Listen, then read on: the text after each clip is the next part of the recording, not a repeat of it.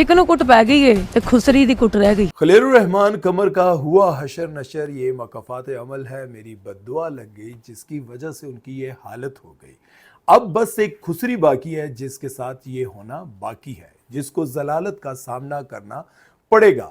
और मुझे सैयद नूर ने मजबूर कर दिया फिल्मों में मुजरे करने पर, गंदे गानों पर काम करने पर। मुझे और मेरे कैरियर को तबाह करने के पीछे सैयद नूर का हाथ है। ये जो चंद लाइनें रेशम ने बोली हैं, जो जहर उगला है, इसके पीछे जो कहानी है वो जानकर आप हैरान हो जाएंगे। आपको लग रहा होगा कि रेशम ने कुछ ऐसे ही बोल दिया है, तो ये बात कुछ इतनी भी सादी नहीं है और इतनी आम सी भी नहीं है। ये जो शोबिज़ इंडस्ट्री आपको खूबसूरत, चमचमाती और रौनक भरी दुनिया लगती है, ये इतनी भी आसान और सादी नहीं है। इसके बारे में जानकर आप यकीनन हैरान हो जाएंगे और कभी भी आप शोबिज़ इंडस्ट्री का रुख नहीं करना चाहेंगे। अस्सलाम वालेकुम ख़वातीन और हज़रात, मैं हूं आपका मेज़बान सुमैर। तो आज के नए प्रोग्राम में हम आपको करते हैं जी वेलकम। सबसे पहले हम रेशम और डॉक्टर उमर आदिल के बारे में बात करेंगे और आपको बताता चलूं कि डॉक्टर उमर आदिल का ताल्लुक शोबिज़ इंडस्ट्री से बहुत गहरा है। ये इंडस्ट्री के बहुत सारे लोगों के साथ बहुत गहरी दोस्ती और बहुत गहरे ताल्लुकात रखते थे, लेकिन पिछले दिनों इन्होंने रेशम के बारे में एक ऐसा गलत कॉमेंट किया जिसके बाद ये आग जो है वो ज़्यादा भड़कने लग गई। आप सभी जानते हैं कि रेशम जो है वो लंगर देती रहती हैं और बड़ी बड़े देश के पतीले देगे बनाकर लोगों में बांटती हैं।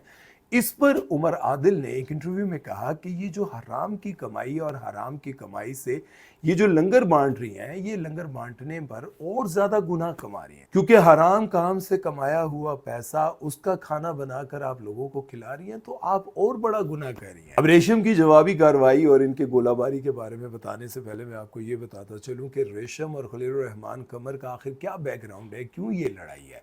सबसे पहले तो मैं आपको ये बताता चलूं कि रेशम अपने वक्त की सुपरस्टार रह चुकी हैं। बड़ी बड़ी फिल्मों में, बहुत बड़ी बड़ी कामयाब फिल्मों में हीरोइन आ चुकी हैं और उसके बाद इन्होंने टीवी पर भी कामयाब दौर गुजारा, अच्छा वक्त गुजारा। और इसके साथ खलीलुर रहमान कमर साहब के हवाले से अगर बात करें तो आप सभी बहुत अच्छी तरह से जानते हैं कि खलीलुर रहमान कमर पाकिस्तान के हाईएस्ट पेड राइटर भी हैं और डायरेक्टर भी हैं और बहुत सारे ड्रामों में, बल्कि 3-4 ड्रामों में इन्होंने बहुत अच्छे कैरेक्टर भी किए हैं। लेकिन खलीलुर रहमान कमर साहब ने अपने कैरियर में बहुत सारे ड्रामे बनाए, बहुत सारी फिल्में बनाई, लिखी, बहुत कुछ किया, लेकिन उन्होंने आज तक रेशम को कास्ट नहीं किया। जबकि इंडस्ट्री के तमाम ही लोगों को उन्होंने काम भी दिया, उनके साथ काम भी किया, लेकिन रेशम के साथ उन्होंने कभी कोई काम नहीं किया। अब ये इत्तेफाक था या फिर प्री प्लान या फिर शुरू से इनकी कोई लड़ाई थी, ये तो वो दोनों ही जानते हैं। लेकिन एक वक्त आया था जिसपे हमें ये सुनने को मिल रहा था कि खलीलुर रहमान कमर की एक फिल्म आ रही है जिसका नाम है काफ कंगना, और उसमें रेशम को कास्ट कर लिया गया। अब बड़ी धूम थी कि रेशम भी आ रही है इस फिल्म में, लेकिन कुछ ही दिनों बाद ये बात पता चली कि रेशम जो है फिल्म के सेट से वॉकआउट कर गई हैं और उन्होंने कहा है कि मैं इस फिल्म में काम नहीं करना चाहती। उसके जवाब में खलीलुर रहमान कमर साहब ने ये कहा कि मैंने इसको फिल्म से निकाला नहीं, लेकिन इसमें मेरी फिल्म में काम करने के लिए बहुत ज्यादा सिफारिशें करवाई हैं। कभी एक से फोन करवाया, कभी दूसरे से फोन करवाया, मैं इसको कास्ट नहीं करना चाहता था। खैर, अगर फिल्म काफ कंगना के हवाले से बात की जाए तो वो फिल्म बहुत ही कंट्रोवर्सी का शिकार रही। उसकी पूरी की पूरी टीम बार बार चेंज होती रही, कभी हीरोइन चेंज होती रही, कभी हीरो चेंज होता रहा, और एक बार नहीं बल्कि 3-4 बार कभी हीरोइन को निकाल दिया गया, कभी हीरोइन खुद छोड़कर चली गई, कभी हीरो नाराज हो गया। ये उस फिल्म के हवाले से कंट्रोवर्सी, मेरी बेटी भी बीच में रो रही है बार बार, बहरहाल ये कंट्रोवर्सी चलती रही और बार बार सबके सामने आती रही। खैर, उसके बाद खलीलुर रहमान कमर साहब की उस फिल्म ने उनको बहुत नुकसान दिया, लेकिन उसके बाद जब भी रेशम का नाम उनके सामने लिया गया उनको बहुत गुस्सा आया। वो कहते हैं रेशम का नाम ना ले, बल्कि जब मैंने इंटरव्यू किया, जैसे ही मैंने रेशम का नाम ही लिया, उन्होंने छोड़ो यार, बंद करो इस इंटरव्यू को, बंद करो। अच्छा, खैर ये बात तो मैं मानता हूं कि खलील साहब रेशम का नाम भी नहीं सुनना चाहते थे और ना ही उस पर बात करना चाहते थे, लेकिन रेशम के सामने जब भी कभी खलील साहब का नाम आया तो उन्होंने उनका बहुत मजाक उड़ाया। बल्कि एक बार तो उन्होंने बहुत गलत बात की और मैं ये समझता हूँ कि उनको नहीं करनी चाहिए थी। उन्होंने कहा कि मैं सुबह उठती हूँ, लंगर बांटती हूँ, मेरे चेहरे पर नूर है, और खलील साहब इस उम्र में, बुढ़ापे में आकर, उनके चेहरे पर नहुसत छाई हुई है, बीमारियां हैं, और उनकी बीमारी का बहुत ज्यादा मजाक भी उड़ाया गया कि उनकी सेहत जो है वो पहले जैसी नहीं रही, उनकी शक्ल चेंज हो गई। मेरे तो चेहरे पे जो नूर है या जो चीजें हैं, जो मैं अल्लाह की इबादत करती हूँ, इन बुराइयों में कुछ नहीं पड़ा, सेहत उनकी खराब हो गई। अब ये बात मैं सिर्फ खलील साहब के हवाले से नहीं कहना चाह रहा हूँ, बल्कि मैं ये कहना चाह रहा हूँ कि ये वक्त तो किसी पर भी आ सकता है, कोई भी बीमार हो सकता है, कोई भी मुश्किल हालात में आ सकता है।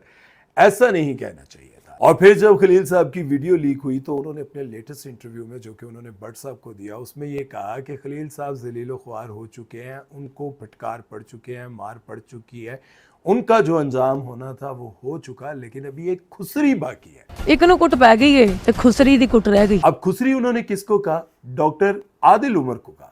उन्होंने कहा कि वो खुसरी जो है वो अपना अंजाम जो है वो भी देखेगी, क्योंकि डॉक्टर उमर आदिल ने भी उन पर पत्थर फेंका था और कहा था कि हराम की कमाई से लंगर बांटना और बड़ा गुनाह है। ये लोगों को शोरवा और पानी बार बार पिलाना खिलाना ये कहाँ का सवाल है। उनके लंगर का बहुत ज्यादा मजाक उड़ाया। अब जाहिर है कि जब लोग एक साथ काम करते हैं तो फिर लड़ाई झगड़े भी होते हैं और एक दूसरे के बारे में बहुत सारी ऐसी बातें भी जानते होते हैं जो आम आवाम नहीं जानती।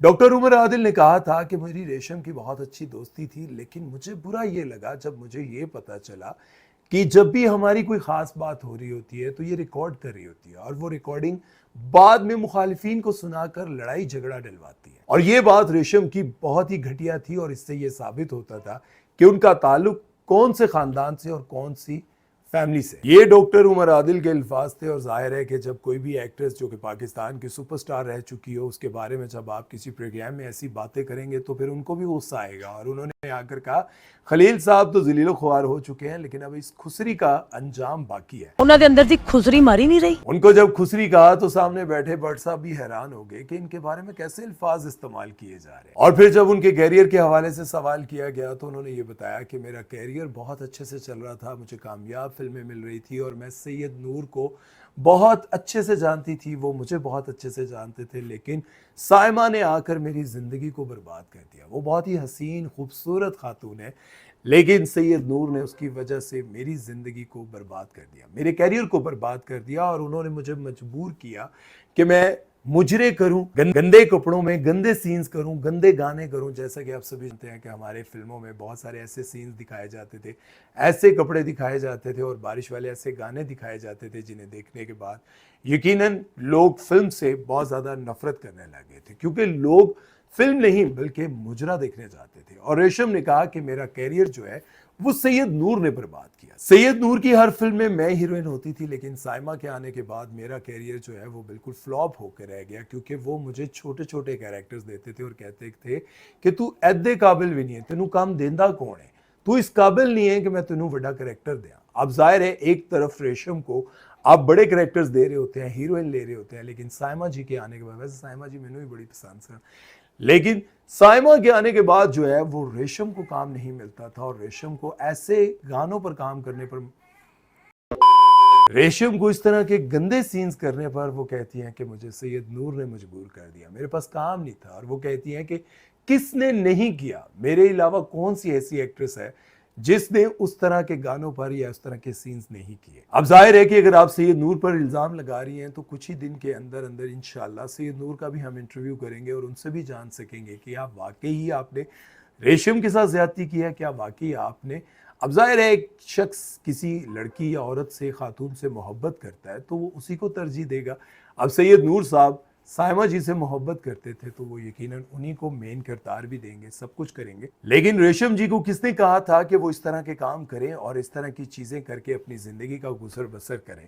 सैयद नूर ने तो उनको मजबूर नहीं किया था, लेकिन वो ये कहती हैं कि मेरे कैरियर को बर्बाद करने में सबसे ज्यादा हाथ सैयद नूर का ही है। अब बात यहाँ पर ये समझने की है कि बहुत सारे ऐसे एक्टर्स हैं जो सारी जिंदगी साथ रहते हैं, लेकिन जरा सी लड़ाई के बाद वो एक दूसरे को एक्सपोज करने लग जाते हैं। आप सबको भी याद होगा कि रेशम का इंटरव्यू करने वाले अहमद अली भट्ट का भी पिछले दिनों जो है भांडा किसी ने फोड़ दिया था और किसी सिंगर, लेडी सिंगर ने कहा था कि मुझे आज से 10 साल पहले अहमद अली भट्ट, जो कि इस तरह की बड़ी अच्छी अच्छी बातें कर रहे होते हैं, औरतों को समझाने की कोशिश कर रहे होते हैं, इन्होंने 10 साल पहले मुझे गंदे गंदे मैसेजेस किए थे।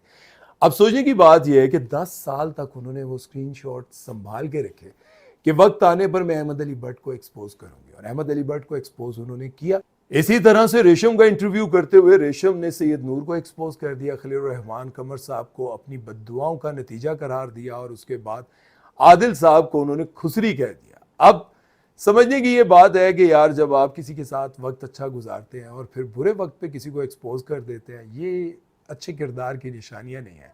चाहे वो खलील साहब करें, चाहे वो आदिल साहब करें, चाहे वो सैयद नूर साहब करें। देखते हैं अब इन तीनों का जब भी कभी इंटरव्यू करने का मौका मिलेगा तो इन सारी बातों को इंशाल्लाह हम क्लियर करेंगे, उनसे पूछेंगे आप किसका इंटरव्यू पहले देखना चाहेंगे, खलील साहब का या फिर आदिल साहब का या सैयद नूर साहब का। आप मुझे अपनी राय जरूर दीजिएगा और ये बताइएगा कि किसकी ज्यादा गलती है। पीछे तो देखो पीछे। भाई चलते हैं, वीडियो खत्म करते हैं क्योंकि बच्चे भी संभालने होते हैं, खाली वीडियो नहीं बनानी होती। अपना ख्याल रखिएगा, दुआ में याद रखिएगा। सुमैर चौधरी को दीजिए इजाजत। अल्लाह हाफिज।